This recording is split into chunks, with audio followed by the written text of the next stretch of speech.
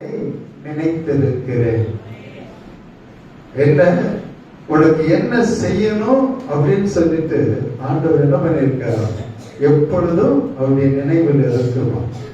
அதனாலதான் யோபு சொல்லுவா, எனக்கு குறித்திருக்கிறவைகளை அவனுக்கு என்ன குறித்து வைத்திருக்கிறார் ஆண்டவர் அதை நிச்சயமாகவே கொடுப்பார், கொடுத்துக்கிட்டு இருக்கிறார். இன்னும் அவரிடத்தில் அநேகம் உண்டு, அவனுக்கு கிடைக்கக்கூடிய காரியங்கள் அநேகம் உண்டு. அந்தந்த சூழ்நிலையிலே தேவன் என்ன செய்வார், நிச்சயமாகவே கொடுப்பார். நமக்கு அப்படிதான். அவனுக்கு தான் தேவனா, நமக்கு தான் தேவன், வித்தியாசமே கிடையாது. வேதாகமத்திலே நாம் பார்க்கிறோம், அழகாக எழுதப்பட்டதான காரியம். தீத்துவுக்கு இப்படியாக அப்போஸ்தலனாகிய பவுல் எழுதுவோம், ஒரு நிருபத்தை எழுதுகிறார். என்னன்னு பாத்தீங்கன்னா 1ஆம் அதிகாரத்துல 3ஆம் வசனம், பொய் உரையாத தேவன் ஆதி காலம் முதல் எதை குறித்து, நித்திய ஜீவனை குறித்து வாக்குத்தத்தம் செய்து அந்த நித்திய ஜீவனை குறித்ததான நம்பிக்கை குறித்து தேவ பக்திக்கு ஏதுவான சத்தியத்தை அறிகிற அறிவும் விசுவாசமும் போதும். இங்க எழுதுகிறதான காரியம் என்ன, அவன் எழுதும்போது சொன்ன, இவர் யார், பொய்யுரையாத தெய்வன் அவர். அப்போ வாக்கு தத்துவம் என்ன, கானான் தேசம் வாக்கு தத்தம் செய்யப்பட்டதான ஒரு தேசம். அது இஸ்ரவேல் ஜனங்களுக்கு அடிமைதனத்தில் இருந்ததான ஜனங்களை கொண்டு போய் கானான் தேசத்திலே இளைப்பாற பண்ணும்படி தேவனாலே உருவாக்கப்பட்டதுன்னு சொல்லலாம். எப்படி ராட்சதர்களை வைத்து தேவன் என்ன செய்தார், அவர்களுக்கு எல்லாவற்றையும் அவர்கள் மூலமாகவே ஆண்டவர் செய்கிறதை பார்க்கிறோம். அவர்தான் தேவன். நம்ம நினைப்போம் அவன் நமக்கு விரோதி, ஆனா தேவனுக்கு தெரியும் அந்த விரோதியை வைத்து உனக்கு நன்மையானதை செய்ய நம் தேவனால மட்டும்தான் முடியும். பாருங்க, அவர் யார், பொய் உரையாத தேவன். உலகத்தில் எதுவுமே நம்பிக்கையற்ற சூழ்நிலையில் நீ வாழ்ந்து கொண்டு இருந்தாலும் கூட வேதம் என்ன சொல்லுகிறது, நமக்கு ஒரு வாக்கு தத்தம் என்ன, நித்திய ஜீவனை குறித்ததான வாக்கு தத்தம். அதை அடையாமல் ஒருவனும் பின்வாங்கி போனவனாக காணப்படாதபடிக்கு எச்சரிக்கை இருக்க வேண்டும் என்று வேதாகமத்திலே பார்க்கிறோம். அப்போ இதை அடையும்படி ஆண்டவர் யாருக்கு, தெரிந்து கொள்ளப்பட்டவர்களுக்கு உண்டாகும்படி. அப்ப என்ன உண்டாகணும், தேவ பக்திக்கு ஏதுவான சத்தியத்தை அறிகிற அறிவும் விசுவாசமும் ஒவ்வொரு தேவ பிள்ளைகளுக்குள்ளும் உருவாக்க வேண்டும், உண்டாக்கப்பட வேண்டும். அதுதான் தேவனுடைய சித்தம். அது இல்லாம நீ வாக்கு தத்தத்தை என்ன பண்ண முடியாது, செய்துதான் அந்த வாக்கு தத்தத்தை பெற்றுக்கொள்ள முடியாது. அதுக்காக தான் அவன் சொன்ன ஒரு நிருபத்தை எழுதி அனுப்பும் போது இவன் இப்படியாக எழுதுகிறான் பாருங்க. 14ஆம் வசனம், விசுவாசத்திலே ஆரோக்கியம் உள்ளவர்களாய் இருக்கும்படி நீ அவர்களை கண்டிப்பாய் கண்டிந்து கொள். ஒரு ஆலோசனை கொடுக்கிறான். ஊழியத்துக்கு அனுப்புகிறதான அந்த வேளையில அவன் கொடுக்கிறதான ஒரு ஆலோசனை. ஒருவேளை நாம நினைக்கிறோம் இது தனிப்பட்ட முறையில பவுல் தீத்துவுக்கு கொடுக்கிற ஆலோசனை நீங்க நினைக்கலாம். அப்படி எல்லாம் எடுத்துக்கொள்ள கூடாது. தெய்வனாலே அவன் சொல்லுகிறதான காரியம் என்ன, அவன் தனிப்பட்ட ஒரு காரியமா இருந்தா இது தேவ ஆவியானவர் என்ன பண்ண மாட்டார், இந்த வேதாகமத்திலே எழுதி இருக்க மாட்டார். தேவனுடைய சித்தம், தேவனுடைய காரியத்தை நிறைவேற்றப்பட வேண்டும். அப்ப நீ போகிற இடத்துல எப்படி பொய்யுரையாத தேவன் கொடுத்ததான இந்த வாக்கு தத்தமானது, நித்திய ஜீவனை குறித்ததான வாக்கு தத்தமானது எப்படி அடைய முடியும் என்பதை குறித்து என்ன பண்ணணும், திட்டமாய் போதித்து அவர்கள் என்ன பண்ணணும், கடிந்து கொள்ள வேண்டும் என்று அவங்க எழுதுகிறதை பார்க்கிறோம். அப்ப இது ஏன் சொன்னா, 2 காரியம். ஒண்ணு, தேவ பக்திக்கு ஏதுவான சத்தியத்தை அறிகிற அறிவு ஒன்று.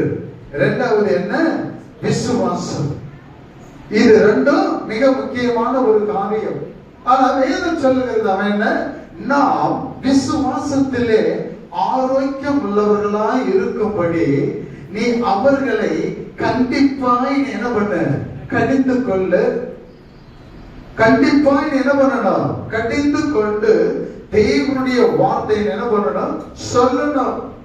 அது எப்படிப்பட்டது வார்த்தையை கொண்டு நீ கடிந்து கொள்ளணும்னு சொன்னா, வேதத்தின்படி பக்தி விருத்தி, தேவனுடைய பக்தி விருத்தி உண்டாவதற்கு ஏதுவான காரியத்தை குறித்து தான் என்ன பண்ணணும், பேசணும். அதே 2ஆம் அதிகாரம் 1ஆம் வசனம் பாருங்க அழகா, நீயோ ஆரோக்கியமான உபதேசத்துக்கு ஏற்றவைகளை என்னவா பேசு.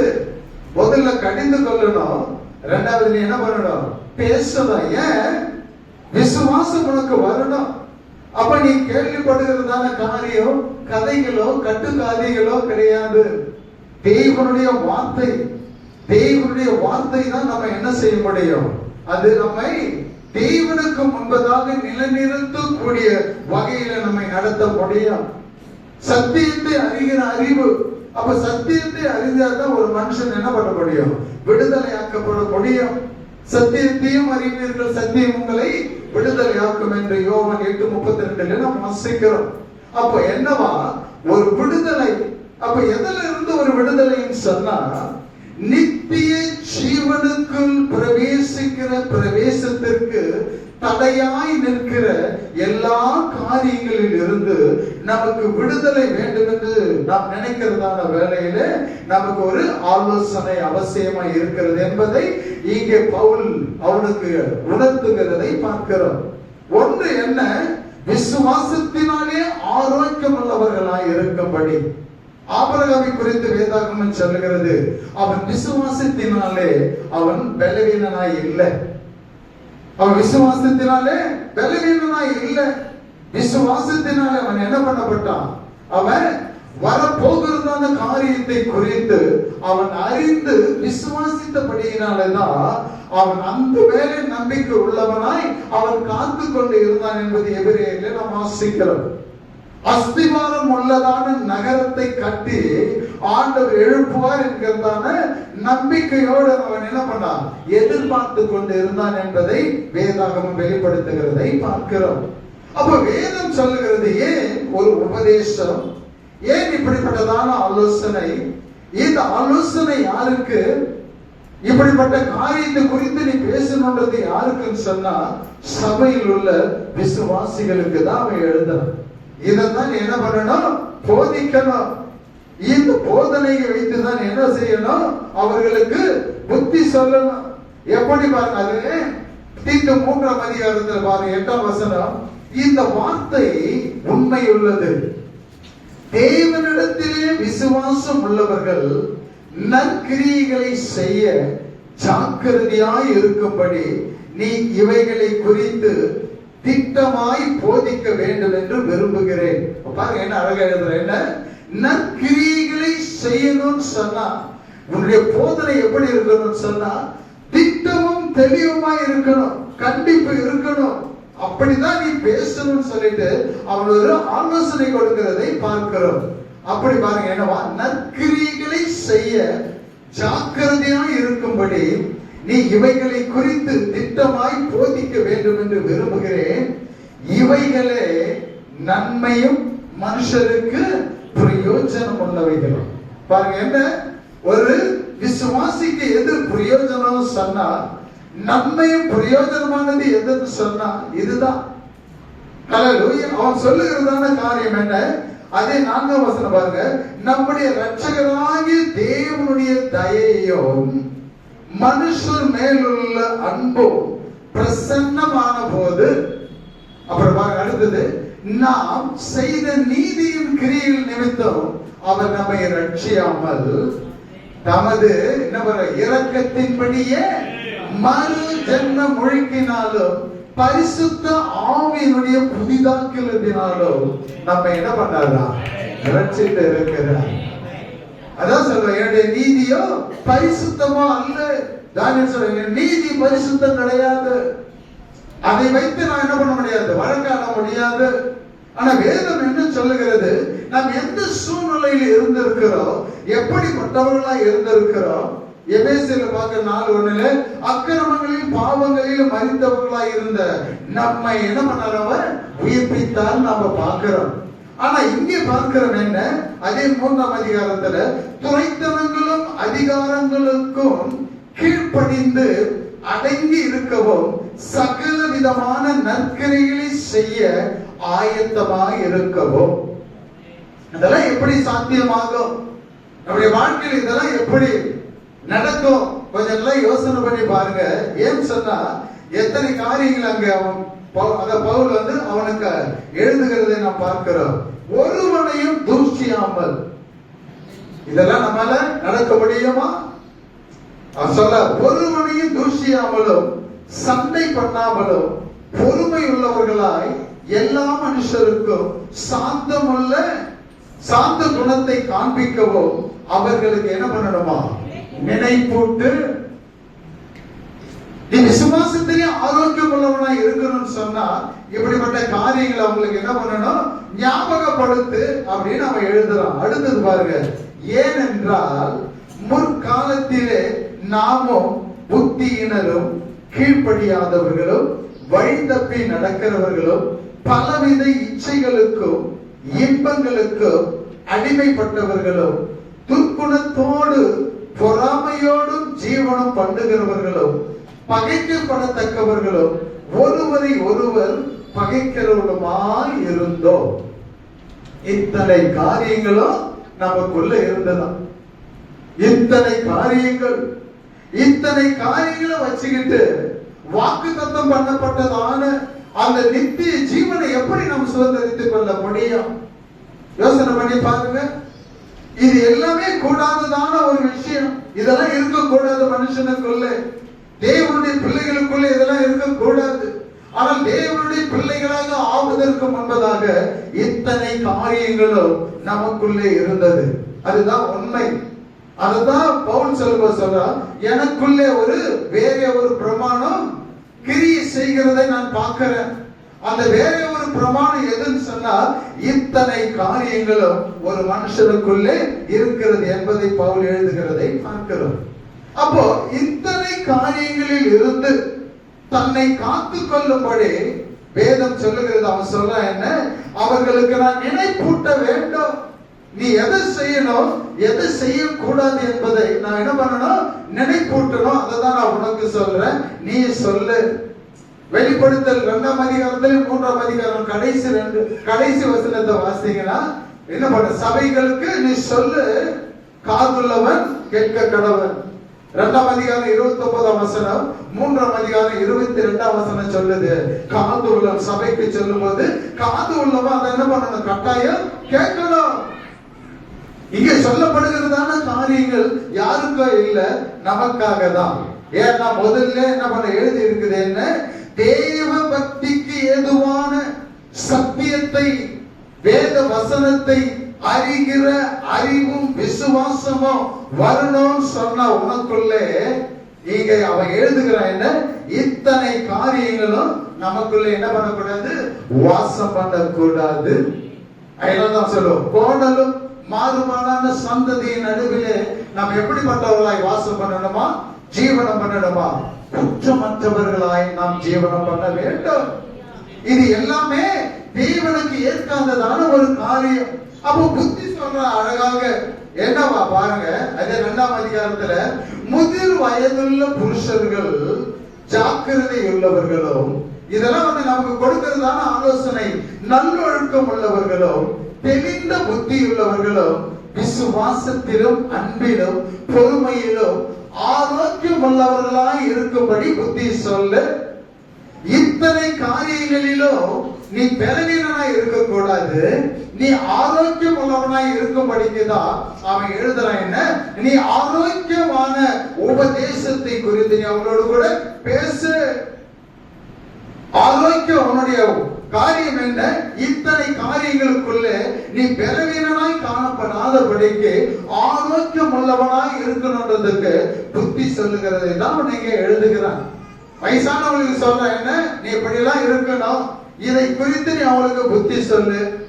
அடுத்தது பாருங்க என்னவா, முதிர் வயதுள்ள ஸ்திரீகளுக்கும் அப்படியே பரிசுத்தத்துக்கு ஏற்ற விதமாய் நடக்கிறவர்களும், பரிசுத்தம் எதுவோ அதுக்கு ஏற்றபடி அவங்க என்ன பண்ணணுமா, நடக்கணும்.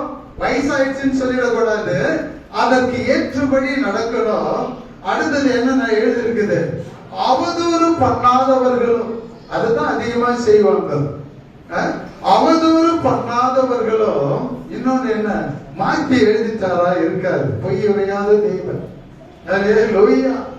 நான் நேற்று படிக்கும் போது நினைச்சேன், என்ன மேல கொடுக்க வேண்டியது கீழே கொடுத்து இருக்கிறார் போல இருக்கிறது.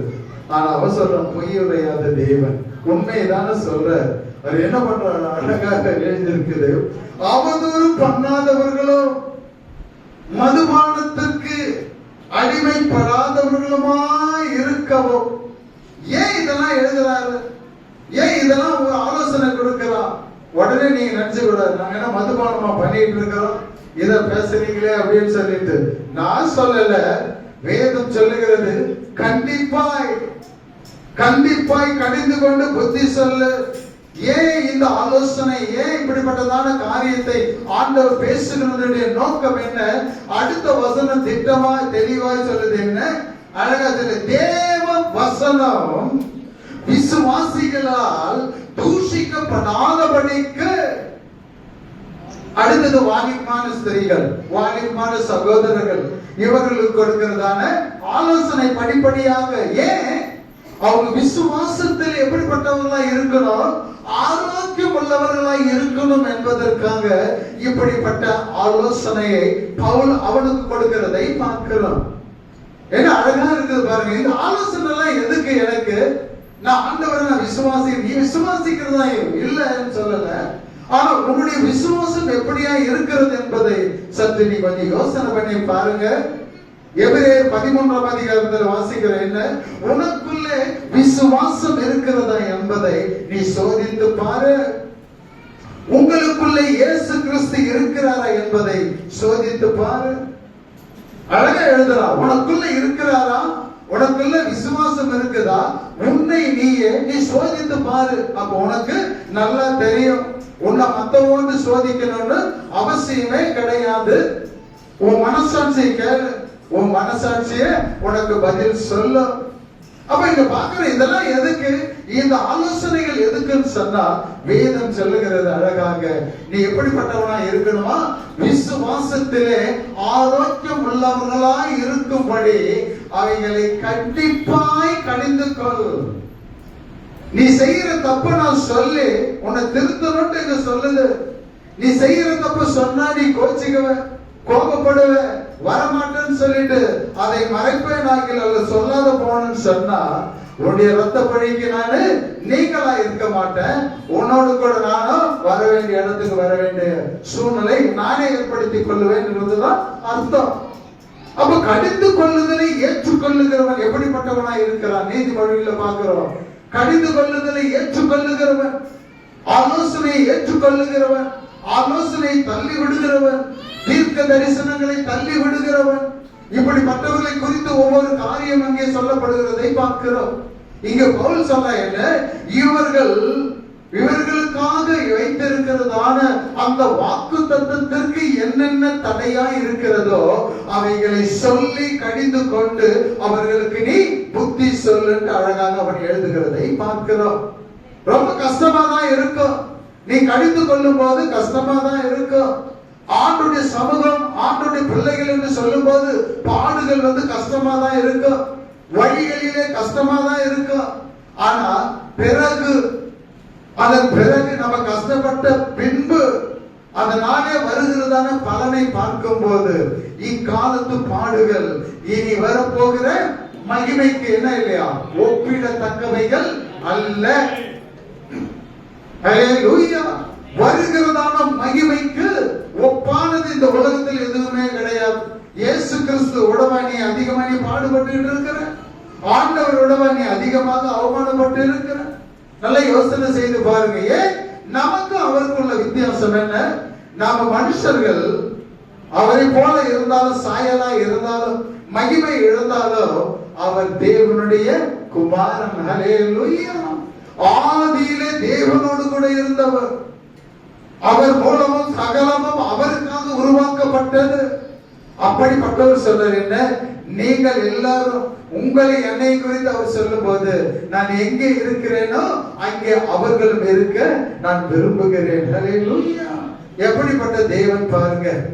அப்போ இந்த காரியங்கள் எதற்குன்னு சொன்னா, ஒரு மனுஷன் தேவ பக்திக்கு ஏற்றதான சத்தியத்தை அறிகிற அறிவோ விசுவாசமோ அவர்களுக்குள்ளே உருவாக்கப்பட வேண்டும் என்றால் அது தேவனாலதான், இல்லைன்னு சொல்லல. ஆனா தேவனாலே கொடுக்கப்படுகிறதான இந்த ஆலோசனைகள் ஒருவேளை சுயமா சொல்றாரா, சுயமா பேசுறாரா, அது உங்களுடைய பாடு.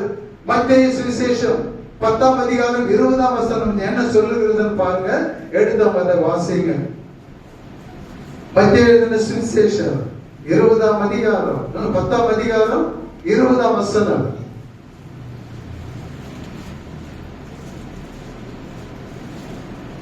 பேசுகிறவர் நீங்கள் அல்ல, பேசுகிறவர் நீங்கள் அல்ல,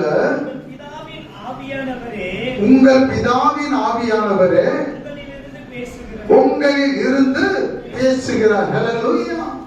அப்ப பேசுற ஒரு மனுஷன் நீ நினைச்சினா உனக்கு மனுஷனுடைய எண்ணமும் சிந்தனை தான் வரும், மனுஷனுக்கு ஏற்ற புத்தி தான் வரும். ஆனா பேசுகிறவர் தேவ ஆவியானவர் எனக்காக பேசுகிறார் சொன்னா உனக்குள்ள என்ன இருக்கும், அவருடைய நடத்துதலுக்குள்ளாக நீ பாத்திரமாய் நடக்க தேவனுடைய கிருபையானது உன்னை தாங்கும் என்பதிலே சந்தேகமே கிடையாது. நீ கேட்கிற விதம் தான் இருக்கு, கேட்கிற விதம் தான் இருக்குது. இங்கு சொல்லுவதை குறித்து பேசுவதை குறித்து பவுல் சொல்லும் போது நீ எப்படிப்பட்டதான உபதேசத்தை பேச வேண்டும், ஆரோக்கியமான உபதேசத்தை என்ன பண்ண, அதற்கேற்றவைகளை தேவ ஜனங்களுக்கு நீ பேச. அந்த ஆரோக்கியம் எதற்கு, விசுவாசத்திலே பலவீனப்பட்டவர்களுக்கு ஆலோசனை தேவை என்பதை குறித்து தான் இங்க வேதாகமம் வெளிப்படுத்துகிறதை பார்க்கிறோம். இதெல்லாம் எதுக்கு எனக்கு அப்படின்னு ஒருவேளை நீங்க நம்பினீங்கன்னா அதையும் அவன் சொல்ற பாருங்க அழகாக. என்னவா, 13ஆம் வசனம் பாரு. நாம் நம்பி இருக்கிற ஆனந்த பாக்கியத்துக்கும், நம்ம எதை நம்பி உட்கார்ந்துட்டு இருக்கிறோம், ஏதோ பெரிய ஆசீர்வாதத்தை ஆண்டவர் அனுப்ப போறான்னு சொல்லிட்டு உட்கார்ந்து பார்த்துட்டு இருக்கிறோமா? அதுக்காக தான் நம்ம இந்த இடத்துக்கு வர்றோமா? இல்ல இல்ல. நாம் என்னவா, நாம் நம்பி இருக்கிற ஆனந்த பாக்கியத்துக்கும் மகா தேவனும் அவர் என்ன எப்படி இங்க எழுதியிருக்காங்க பாருங்க. மகா தேவனும் நமது இரட்சகருமாகிய இயேசு கிறிஸ்துவினுடைய மகிமையின் பிரசன்னமாக்குதலுக்கு எதிர்பார்த்து கொண்டிருக்கும்படி இதெல்லாம் என்ன பண்ணது, நமக்கு போதிக்கிறது. ஏன் இது, எதுக்கு உனக்கு இந்த போதனை? ஏன் உனக்கு, நான் விசுவாசி, நான் ஞானஸ்தானம் எடுத்துட்டேன், எனக்கு ஏன் இந்த போதனை? ஞானஸ்தானம் எடுத்தது உண்மை, அபிஷேகம் பெற்றது உண்மை. ஆனா விசுவாசம் என்று வருகிறதான அதே நேரத்துல சற்று முன்ன கூட சகோதரி என்ன பண்ணாங்க, சாட்சி சொன்னாங்க. எவ்வளவோ நான் என்ன பண்ணி இருக்கிறேன், ஜெபம் பண்ணி இருக்கிறேன், போராடி இருக்கிறேன், ஆனா இன்னும் என்ன ஆகல, விடுதலை வரல. அவங்களுடைய சாட்சி. ஆனா 38 வருஷமாய் பெதஸ்தா குளத்தண்டையில இருந்தவனுடைய சாட்சி இங்க வேதாகமம் சொல்லுகிறதை பார்க்கிறோம். முடியாத சூழ்நிலையில ஆண்டவர் உன்னை தேடி வருகிறவர் தான் நம்முடைய ஆண்டவராகிய இயேசு கிறிஸ்து. முடியாத அங்கலாய்க்கிற சூழ்நிலையில நீ என்ன செய்வோம் என்று தவித்துக் கொண்டு இருக்கிறதான வேளையில ஆண்டவர் உன்னை தேடி வருவார். அதுல எந்த விதமான சந்தேகமே கிடையாது. ஹல்லேலூயா. இங்கே தெளிவாய் பார்க்கிறோம். என்ன ஆனந்த பாக்கியம் என்று வேதாகமம் சொல்லுகிறது? என்ன, அவருடைய வருகையை எதிர்பார்த்து கொண்டு இருக்கிறதான ஒவ்வொருவருக்கும் தேவையானது என்ன, விசுவாசத்திலே ஆரோக்கியம் உள்ளவர்களாய் காணப்பட வேண்டும். விசுவாசத்திலே நீ குறை உள்ளவனாகவோ பலவீனனாகவோ காணப்படக்கூடாதபடிக்கு அவன் எழுதுகிறதை பார்க்கிறோம். அவன் முடிவில் என்ன? நல்ல போராட்டத்தை போராடினேன், ஓட்டத்தை முடித்தேன், விசுவாசத்தை காத்துக்கொண்டேன். நீ போராடுகிறதான போராட்டத்திலே எவ்வளவோ நான் என்ன பண்ண, ஆண்டவர்கிட்ட நெருங்குறேன், ஆனா ஆண்டவர் இன்னும் பதில் கொடுக்கலையே. அப்ப என்ன? உன்னுடைய விசுவாசத்தில் என்ன இருக்குது? பலவீனம் இருக்கிறது. என்ன சூழ்நிலை வந்தாலும், எப்படிப்பட்ட சூழ்நிலையாக இருந்தாலும் கூட என்னை அழைத்தவர் உண்மையுள்ளவர். அவர் அப்படியாகவே அவர் சித்தத்தின்படி என்னை நடத்துவார் என்பதை நீ விசுவாசிப்பாய். ஆனால் நீதான் ஒரு விசுவாசி. ஆண்டவரை நாம் எந்த சூழ்நிலையில் குறை சொல்ல முடியாது. அதனாலதான் உனக்குள்ளே விசுவாசம் இருக்கிறதா என்பதை நீதான் சோதித்து பார்க்க வேண்டும். அவர் பட்டதான பாடுகள் இது எல்லாமே எதற்கு? அடுத்த வசனம் பாருங்க. அவர் நம்ம என்ன பண்ணிருக்கிறாரா? சகல அக்கிரமங்களில் நின்று மீட்டுக் கொண்டு ஆண்டவருக்குரிய சொந்த ஜனங்களாகவும், நல்ல கவனிக்கணும், நற்கிரிகளை செய்ய பக்தி வைராக்கியம் உள்ளவர்களாகவும், நம்மை சுத்திகரிக்கும்படி நமக்காக அவர் தம்மை தாமே ஒப்பு கொடுத்தார். அடுத்தது என்ன? இவைகளை நீ பேசி போதித்து சகல அதிகாரத்தோடு கடிந்து கொள். ஒருவனும் உன்னை அசட்டை பண்ணாமல், அசட்டை பண்ண இடம் கொடாதிருப்பாயாக. என்ன ஒருத்தன் கேவலமா பேசுறத படிக்கிறான் நடக்கணும்னு சொன்னா, ஆண்டவர் என்ன எதற்காக அவர் சிலுவைக்கு போனார், ஏன் தொங்கினார், ஏன் அடிபட்டார்னு சொன்னா, வேதம் சொல்லுகிறது எதற்காகவா? அவர் நம்மை அக்கிரமங்களிலிருந்து மீட்கும்படி. அப்ப 3ஆம் அதிகாரத்தில் சொல்லப்பட்ட அத்தனை காரியங்களும் அக்கிரமமான காரியம் தான். அது எந்த விதமான சந்தேகமே கிடையாது. கலாத்தியர் 5ஆம் அதிகாரத்தில் பார்க்கிறோம், மாம்சத்தின் கிரியைகள் என்று ஒரு பட்டியல் இருக்கிறது. அந்த பட்டியல் எல்லாமே இதெல்லாம் என்ன? அதற்காக தான். எல்லாம் அக்கிரமம் தான். அதிலே இருந்து நம்மை மீட்டு எடுக்கும்படி. இரண்டாவது காரியம் என்ன? சொந்த முதலாவது நம்முடைய அக்கிரமங்கள் பாவங்கள் நீக்கப்பட்டதா அவருடைய பிள்ளைகளாக முடியும், அவருக்கு சொந்தமாக முடியும். அசுத்தமா பரிசுத்தமும் அசுத்தமும் ஒன்றாய் நம்ம என்ன பண்ண முடியாது, இணைக்கப்பட முடியாது. அப்ப என்ன?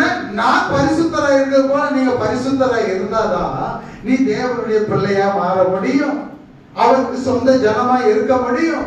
அப்ப முதல்ல எதை அவர் நீக்கிறார்னு சொன்னா, நமக்குள் இருந்ததான அக்கிரமமான காரியங்களை எல்லாவற்றிலிருந்து நம்மை மீட்டு தமக்குரிய சொந்த ஜனங்களாகவும் நற்கிரியை நல்ல வேலை செய்ய எப்படியா அங்க எப்படி இருக்கணுமா?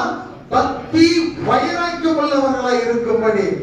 இதுக்காக தான் என்ன பண்ணார் ஆண்டவராக இயேசு கிறிஸ்து தம் ஜீவனையே கொடுத்தாராம். இதை சொல்லி அவர்களுக்கு நீ புத்தி சொல்லு, புத்தி சொல்லு, இதை பேசி இவைகளை பேசி போதித்து சகல அதிகாரத்தோடு கூட. இதற்கு என்ன காரணம்? விசுவாசத்திலே நீ ஆரோக்கியம் உள்ளவனாய் நிற்க வேண்டும். சாத்ராக் மேஷாக் ஆபேத்நேகோவை கொண்டு போய் சூளைக்கு முன்பதாக நிற்க வைக்கிறதான வேலையில அவர்களுக்குள்ளே அவிசுவாசம் இல்லை. அவர் விசுவாசத்திலே பலவீனனாய் இருக்கவில்லை, விசுவாசத்திலே குறை உள்ளவனாய் இருக்கவில்லை, விசுவாசத்திலே நோய் கொண்டவனாய் இருக்கவில்லை. அந்த சூளை பார்த்து எரிகிறதான வேலையில இன்னும் 7 மடங்கு அதிகமாக அதை எரிய பண்ணுகிறதான வேலையிலும் கூட அவர்களுக்குள் இருந்ததான அந்த விசுவாசம் அறிக்கை என்ன? என் தேவன் யார் தெரியுமா? நான் அறிந்திருக்கிற தேவன் யார் தெரியுமா? அவர் விடுவிக்கிற தேவன், அவர் மீட்டு எடுக்கிற தேவன். சகல அக்கிரமங்களில் இருந்து நம்மை மீட்டு எடுத்து தமக்குரிய சொந்த ஜனமாக மாற்றி தமக்குரிய இடத்திலே கொண்டு போய் வைக்கும்படிக்குதான் இப்படிப்பட்ட ஆலோசனையும் உபதேசத்தையும் நமக்கு ஆண்டவர் கொடுக்கிறதை பார்க்கிறோம். இது ஏதோ பவுல் கொடுக்கிறான்னு சொல்லிட்டு இல்ல, அவர் என்ன கொடுக்கிறாரோ, என்ன சொல்லுகிறாரோ அதை அவனோடு கூட பேசுகிறார். அதனாலதான் பரிசுத்த ஆவியானவர் இதை எழுதுகிறதை பார்க்கிறோம். அப்ப வேத வாக்கியங்கள் எல்லாம் எப்படிப்பட்டதா இருக்கிறது என்று பார்க்கும் போது 2 தீமோத்தேயுக்கு எழுதின நிருபத்திலே அழகாக பார்க்கிறோம். 3ஆம் அதிகாரத்திலே 16ஆம் வசனம் பாருங்க. வேத வாக்கியங்கள் எல்லாம் தேவ ஆவியினாலே அருளப்பட்டிருக்கிறது. நமக்கு கொடுக்கப்பட்டிருக்கிற அந்த வார்த்தை, இந்த புத்தகம் யாரால வந்ததுன்னு சொன்னா தேவ பரிசுத்த ஆவியானவராலே நமக்கு கொடுக்கப்பட்டதான காரியம். பாருங்க என்னவா, தேவனுடைய மனுஷன். நாம எல்லாரும் தேவனுடைய மனுஷர்கள் எப்படிப்பட்டவங்களா இருக்கணுமா? பேரினவனாக, எல்லா சூழ்நிலையிலும் நீ பேச்சு பெற்றவனாக அப்படி இருக்கணும். 2வது காரியம் பாருங்க, எந்த நற்கிரியும் செய்ய தகுதி உள்ளவனாய் இருக்கும்படி. அடுத்து பாருங்க, அவைகள் உபதேசத்துக்கும் கடிந்து கொள்ளுதலுக்கும் சீர்திருத்தலுக்கும் நீதியை படிப்பதற்கும் பிரயோஜன. இது எல்லாமே பிரயோஜனம் உள்ளதான். ஆவியானவராலே எழுதப்பட்டதான இந்த வேதாகமம் எதுனா நம்முடைய பிரயோஜனத்திற்காக, நம்முடைய ஆசீர்வாதத்திற்காக, நம்முடைய விடுதலைக்காக, எல்லாமே நமக்காக தான் சொல்ல முடியுமே தவிர ஆண்டவருக்காக கிடையாது. அதனால சொன்னார், தம்மை தாமே ஏன் ஒப்பு கொடுத்தார்னா நமக்காக அவர் தம்மை தாமே ஒப்பு கொடுத்தார். அதுதான் அங்க என்ன பண்ண வெளிப்படுத்தி இருக்குது. அவன் அதைத்தான் சொல்றான். அதனாலதான் சொல்ல, என்ன விசுவாசிகளுக்கு என்ன ஒரு உபதேசத்தை கொடுக்கணும்? குறைவுபட்ட நிலையிலே, பலவீனமான நிலையிலே, வியாதி கொண்ட நிலையிலே விசுவாசத்திலே ஒரு மனுஷன் இருப்பானால் அவனுக்கு நீ கடிந்து கொண்டு நீ புத்தி சொல்லு, அவனோடு கூட பேசு, அவனுக்கு சொல்லு, நீ ஏன் வந்திருக்கிற, நீ எதற்காக வந்திருக்கிற, எதற்காக ஆண்டவரை ஏற்றுக்கொண்டு இருக்கிற. இப்ப நம்ம உட்கார்ந்து இருப்பதற்கு எதற்காக? நல்ல எல்லா காரியத்தையும் அங்கே தெளிவுபட எழுதி இருக்கிறதை பார்க்கிறோம். ஒரு காரியத்துக்காக நம்ம இந்த இடத்துல உட்கார்ந்துட்டு இருக்கிறோம், அதை எதிர்பார்த்து கொண்டு இருக்கிறோம். அந்த எதிர்பார்ப்பு நம்முடைய வாழ்க்கையில நிறைவேறும்படிக்கு உன்னுடைய விசுவாசமானது எப்படிப்பட்டதாய் காணப்பட வேண்டும்? ஆரோக்கியம் உள்ளதாய் காணப்பட வேண்டும். எத்தனையோ வருஷத்துக்கு முன்னாடி, 12 வருஷத்துக்கு முன்னால சொன்னாங்க, 2012 ஆண்டவராக இயேசு கிறிஸ்து வரப்போகிறார். தீர்க்க தரிசனமா சொன்னாங்க. ஒவ்வொரு வருஷத்தை குறித்து என்ன பண்ணாங்க? சொல்லிக்கிட்டு தான் இருந்தாங்க. தீர்க்க தரிசனம் ஒன்றுமே நிறைவேறல, ஒண்ணுமே நடக்கல. ஆண்டவருடைய வருகை தள்ளிக்கிட்டே போகுது. ஆனா நம்முடைய எண்ணமும் சிந்தனை என்ன எப்படி இருக்குது? நல்லா யோசனை பண்ணி பாருங்க. வசனம் பொய்யுரையாத தேவன் கொடுத்ததான வார்த்தை எப்படியா? எல்லாரும் என்ன பண்ணணும்? பணம் திரும்ப வேண்டும். அதுதான் தேவனுடைய சித்தம். ஒருவனும் நித்திய ஜீவன் வாக்குத்தத்தம் பண்ணப்பட்டதை ஒருவனும் இழந்து போக கூடாதபடிக்குதான் ஒரே பலியாக ஆண்டவராக இயேசு கிறிஸ்துவை ஆண்டவர் இந்த உலகத்துக்கு அனுப்பினார். அதுதான் உண்மை. அப்போ எல்லாம் வரல. ஆண்டவர் 2012 வரலையே சொன்னாங்களே, நடக்கலையே. அவங்க பெரிய ஒரு தீர்க்கதரிசி தானே, ஏன் நடக்கல? கடைசியாக வந்ததான தீர்க்கதரிசிக்கே தெரியாதுன்னு அவர் சொல்லிட்டார். ஆண்டவர் சொல்ற என்ன? அவருடைய ஆதீனத்தில் இருக்கிறதை அறிந்து கொள்வது நமக்கு ஏற்றது கிடையாது. அவர் என்ன வைத்து இருக்கிறதோ அதான் என்னால என்ன பண்ண முடியாது, ஒருவனை அறிந்து கொள்ள முடியாது. வலது பாரிசத்தில் ஒருத்தன் இடது பாரிசத்தில் ஒருத்தன் உட்காரணும்னு சொல்லிட்டு சிங்காசனத்துல செபிதாயினுடைய தாயார் போய் கேட்கும் போது ஆண்டவரிடத்துல, அது அருளுவது என்னுடைய காரியம் கிடையாது, தேவன் சொல்ல இல்ல, இவனுக்கு கொடுப்பார், ஆண்டவர் அவனுக்கு கொடுப்பார். எல்லாவற்றையும் ஆழங்களை அறிந்திருந்த பரிசுத்த ஆவியானவர். ஆனா ஆண்டவராக இயேசு கிறிஸ்து ஒன்றுமே சொல்லலையே. இதை சொல்லும் போதே ஆண்டவர் பிதாவாகிய தேவன் அவருக்கு உணர்த்திதான் சொல்லி இருப்பார். அதை குறித்து அவர் என்ன பண்ணல, ஒண்ணுமே சொல்லல. அதனால அதை அருளுவது என்னுடைய சித்தம் கிடையாது. பிதா தன்னுடைய ஆதீனத்தில் வைத்திருக்க யாருக்கு வலது பாரிசம் இடது பாரிசம் அவருக்கு தான் தெரியும். அப்ப வருகை என்ன அவருக்கு தான் தெரியும். தேவ தூதர்களுக்கு தெரியாது, எனக்கும் தெரியாது. ஆனா பூமியில இங்க இருந்துகிட்டு சொல்லுவாங்க, 12 வராங்க, 15 வராங்க, 20 வர போறார் ஆண்டவர் இல்லை. அந்த வசனம் சொல்லுகிறது நித்திய ஜீவன் வாக்குத்தத்தம் பண்ணப்பட்டது. அந்த நித்திய ஜீவனை கொடுத்தவர் சொன்னதான காரியம் என்ன? சங்கீதத்தில் ஹல்லேலூயா, ஒருவனும் கெட்டு போகாமல் நித்திய ஜீவனை அடைய வேண்டும். அதுதான் அவருடைய தீர்மானம். அந்த வாக்குத்தத்தம் பண்ணப்பட்டதற்கு தடையாய் நிற்கிறதான காரியங்களில் இருந்து நாம் முதலாவது மீட்கப்பட வேண்டும். நம்மை ஆண்டவர் மீட்டார். சகல அக்கிரமங்களில் இருந்து, பாவங்களில் இருந்து, செத்து போயிருந்த மரித்ததான நம்மை உயிர்ப்பித்ததான ஆண்டவர் உடைய விசுவாசத்தை குறித்து பேசுகிறதை பார்க்கிறோம். நமக்கு பேர், இந்த உலகத்தில் ஒவ்வொருத்தருக்கும் ஒரு பேர் உண்டு. ஞானஸ்தான பேர் உண்டு, ஞானஸ்தானத்துக்கு ஒரு பேர் உண்டு. ஆனா வேதத்தின்படி சொல்லுகிறதான வேலையில ஒரே பேர் என்ன?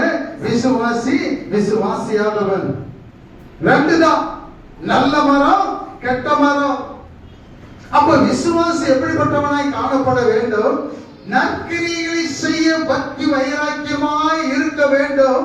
தேவனுடைய அதாவது சத்தியத்தை அறிகிற அறிவை பெற்றுக் கொண்டு இருக்க வேண்டும் என்பதற்காக தான் பிரயோஜனமானவைகளை அவங்களுக்கு நீ பேசு. பிரயோஜனமானது எது? அது அவங்களுக்கு பேசு. ஆரோக்கியமானது எது? அவர்களுக்கு பேசு. கதை சொல்லிட்டு என்ன மற்ற காரியங்களை சொல்லிட்டு போறதுக்கு ஆண்டவர் இடம் கொடுக்கல. அதற்கு மாறாக அவர் சொல்ற என்ன? நீ இதை குறித்து நீ பேசு. அப்ப விசுவாசிகளுடைய நிலைமை எப்படி இருக்குது? கவலைக்கிடமா இருக்கிறதுனாலதான் அவன் ஆலோசனை கொடுக்கிறான் தீத்துவுக்கு. ஹல்லேலூயா. அவன் சொல்றான் என்ன? விசுவாசத்தினாலே ஆரோக்கியம் உள்ளவர்களாய் இருக்கும்படி. ஆனா நாம விசுவாசி தான், நம்ம பேர் வந்து விசுவாசிகள். ஆனா அந்த விசுவாசிகள் எத்தனை பேர் நீ ஆரோக்கியம் உள்ளவங்களா இருக்கிறீங்க? நல்ல யோசனை பண்ணி பாருங்க. ஆரோக்கியம் உள்ளவையா எல்லா சூழ்நிலையிலும் தேவனை மகிமைப்படுத்துகிறவன் தான் விசுவாசி. எல்லா சூழ்நிலையிலும், எல்லா காரியங்களிலும் முதலாவது இடத்தை கொடுக்கிறவன் தான் விசுவாசி. முதலாவது தேவனை தேடுகிறவன் தான் விசுவாசி. சூழ்நிலை இல்ல, வேலை வெட்டி இல்ல, ஆலயத்துக்கு ஓடி வருவான் 9 மணிக்கெல்லாம். ஆனா வேலைன்னு இருக்கும்போது வரமாட்டான். அவன் விசுவாசியா? இல்ல, பேர் விசுவாசி. ஆனா வேதம் சொல்லுகிறது விசுவாசி எப்படிப்பட்டவனாய் இருக்கணும்? தேவனுடைய ஆவியானவராலே நடத்தப்படுகிற ஒரு மனுஷனாய் இருக்கணும். அவனுக்கு தான் இந்த காரியத்தை குறித்து ஆண்டவர் பேசிக்கொண்டு இருக்கிறார். எவர்கள் தேவ ஆவியினாலே நடத்தப்படுகிறார்களோ அவர்கள் என்னவா? தேவனுடைய புத்திரர். தமக்கு சொந்த ஜனமாக ஒருவன் மாறணும் சொன்னா அவர் கொடுக்கிற ஆலோசனையின்படி நடக்கிறவனா இந்த உலகத்திலே ஜீவனம் பண்ண வேண்டும். அதுதான் முக்கியமான ஒரு காரியம். அதுக்காக தான் ஆண்டவர் என்ன செய்தாரா? உன்னை மீட்டு எடுத்து தமக்கு சொந்த ஜனமாக உன்னை மாற்றி வாக்குத்தத்தம் பண்ணப்பட்டதான அந்த நித்திய ஜீவனை அடையும்படிக்குதான் இப்படிப்பட்ட காரியங்களை குறித்து நீ பேசு.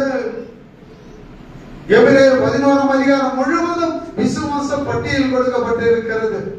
அவங்க எல்லாம் என்ன? நமக்கு முன்பதாக போனவங்க, திரளான ஒரு சாட்சி. இதெல்லாம் தேவன் வைப்பதற்கு காரணம் என்ன? உன்னுடைய விசுவாசம். நல்ல பேதுரு குறித்து எல்லாமே தெரியும். கடந்த 2 வாரத்துக்கு முன்னால பார்த்தோம். அப்ப பேதுரு பார்க்கும்போது சொல்ல ஆண்டவர் சொன்னார், உன் விசுவாசம் ஒழிந்து போகாதபடி உனக்காக நான் என்ன பண்ண வேண்டிக் கொண்டு. ஆண்டவர் பாருங்க, பரிந்து பேசுகிற தேவன் தான், இல்லைன்னு சொல்லல. அப்ப பூமியில இருக்கும்போது அவனுடைய விசுவாசம் எப்படி இருந்தது? ஆட்டம் கண்டு போய் இருந்தது. விசுவாசமே இல்லாமல் போயிடுச்சு. ஆண்டவர் ஜெபிச்சாரு. ஜெபிச்ச பிறகு அவன் என்ன பண்ண? மறுதளிக்காமல போயிட்டான். ஆண்டவர் ஜெபம் பண்ணார்.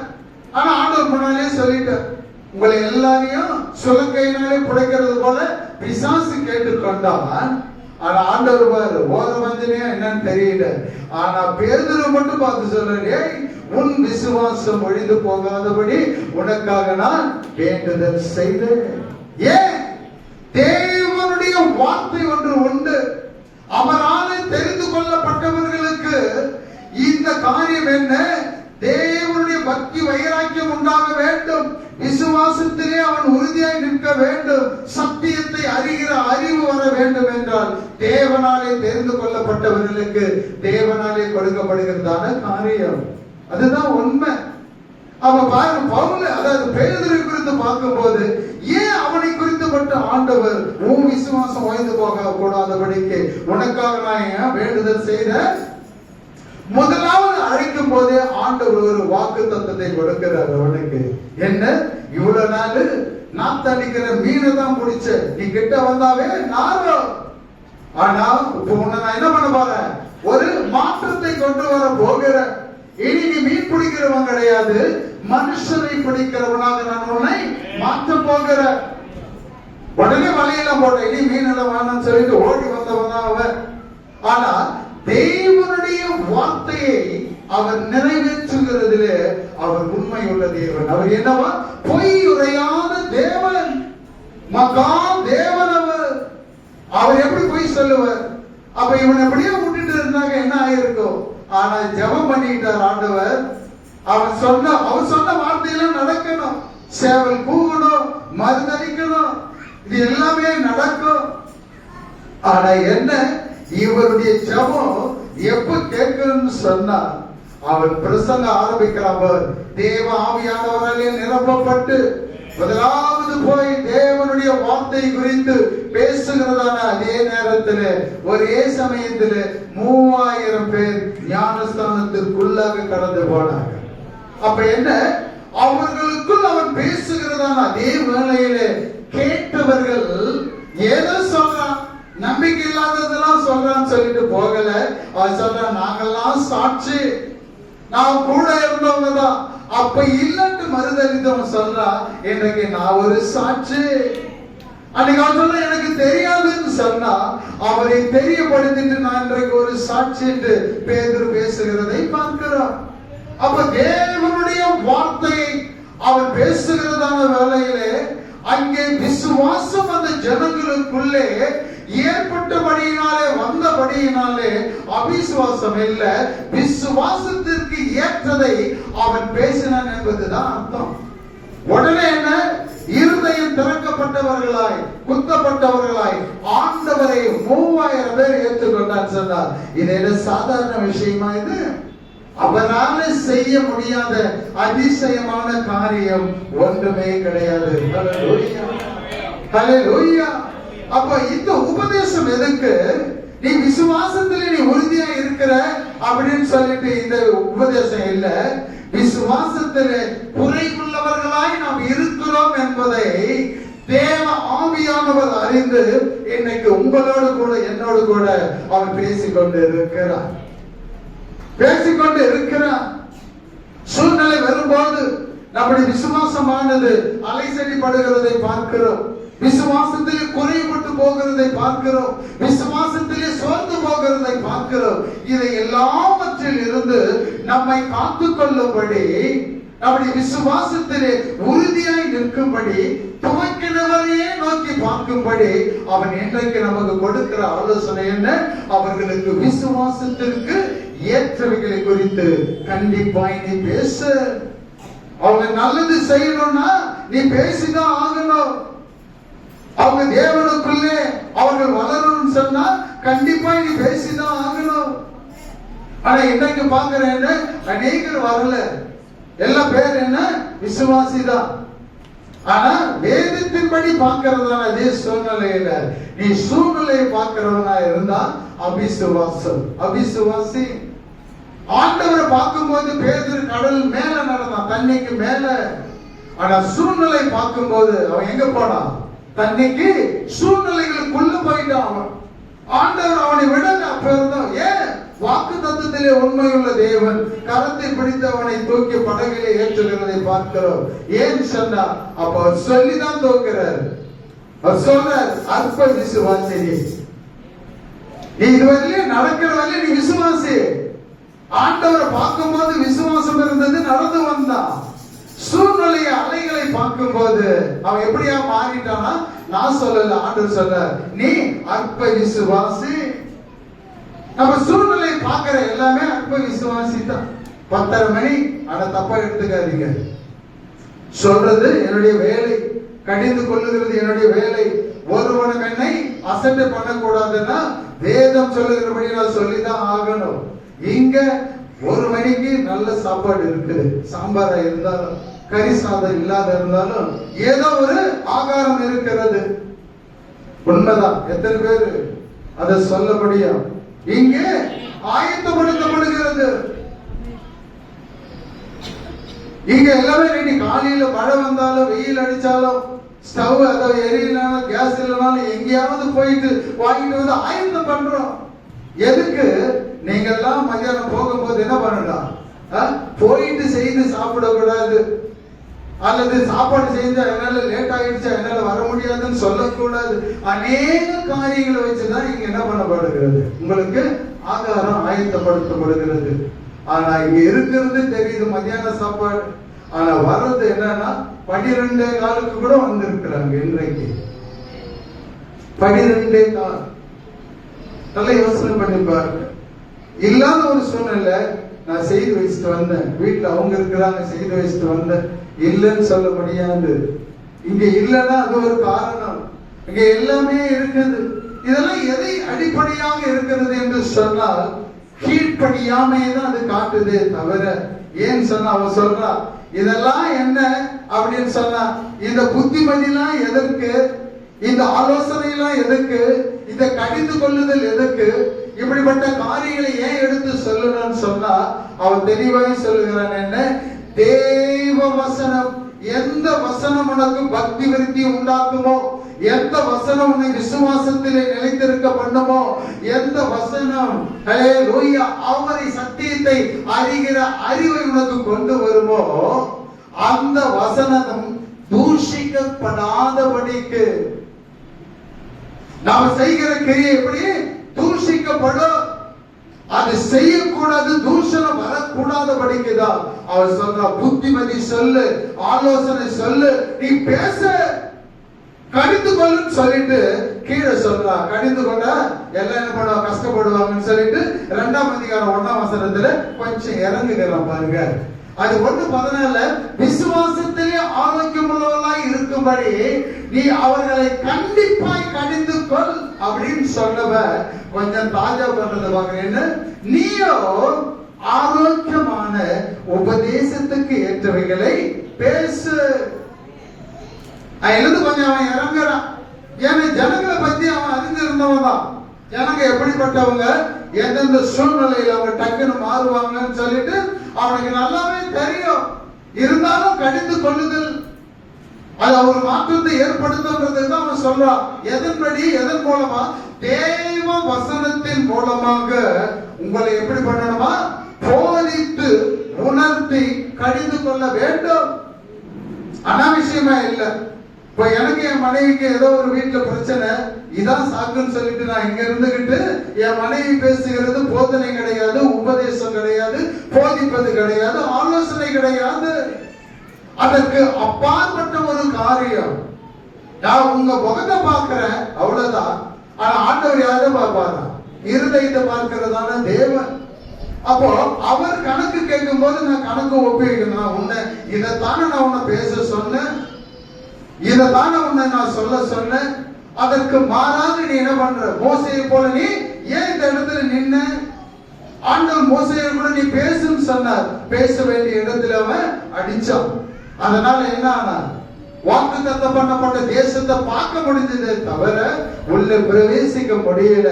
அப்பயும் குற்றம் சொல்றான். உங்களாலதான் நான் என்னால என்ன பண்ண முடியல, கானான் தேசத்துக்குள்ள போக முடியல அவன் சொன்னான். அவங்களால இல்ல, அவங்க குறை அவங்க கேட்கிறாங்க. ஆனால் இவனுக்கு கொடுக்கப்பட்டதான காரியத்துல தான் அவன் உண்மை உள்ளவனாய் இருக்க வேண்டும். அதுதான் ஆண்டவர் எதிர்பார்க்கிறார். இதை சொல்லணும். விசுவாசம் ஏன் விசுவாசத்தில் ஆரோக்கியமுள்ளவர்களா இருக்கும்படி ஏன் பேசணும்னு ஆண்டவர் இன்றைக்கு போதிக்கிறார் சொன்னா, நம்ம எல்லாரும் எப்படிப்பட்டவங்களா இருக்கிறோம்? குறை உள்ளவர்களா இருக்கிறோம். அந்த 1:1 வரையில வாசிக்கிறேன்ல, அதுல அநேக காரியங்கள் நமக்குள்ள இருக்குது. நாம் எப்படிப்பட்டவர்களா இருக்கிறோம்? கண்டிக்கப்படத்தக்கவர்களா இருக்கிறோம், ஆலோசனை கொடுக்கத்தக்கவர்களாய், ஆலோசனை பெற்றுக்கொள்ளத்தக்கவர்களாய் இருக்கிறோம். இதெல்லாம் எதுக்கு?